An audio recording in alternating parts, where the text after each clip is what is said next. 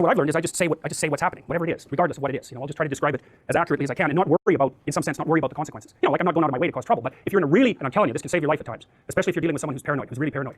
You do not lie to someone who's paranoid and violent.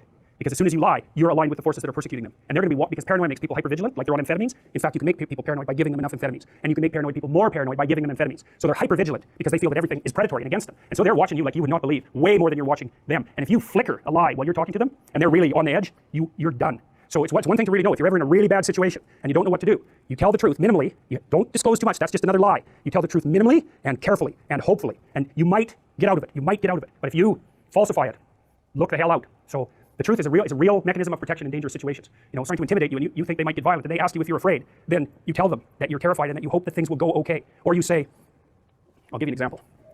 One time I was in an airport and we were in this lineup to fly back to Canada that said international flights. And so it's a long lineup, like 50 people. And I got about 3 from the front. There's still like 40 people behind me. And the guy behind the counter decided that he was just going to shut down the line and that we could all go to this other line, which was like 300 people long. And I suggested that he not do that because we'd been standing there for half an hour and that he could just deal with the 20 of us that were left and like have a clue. So he called the sheriff right away. And this was down in Florida. And it wasn't that long after 9/11. And so these guys came up and they were armed. And they came and looked at me because of course he told them that I was causing trouble, which I wasn't. I was just trying to not let, what would you say? An arrogant bureaucratic scum rat take advantage of me. Which is not the same as causing trouble. So anyways, as soon as the cops came up, I said, look, I'm going to do exactly what you tell me to do right now, and I'm not going to cause any trouble. But I would like you to hear what actually happened. And so that's a good example of a situation like that. It's like if someone's got you, no bravado. It's a very bad idea. And I wanted to do exactly what they told me because, they didn't know who I was, and I didn't know what they had been told. So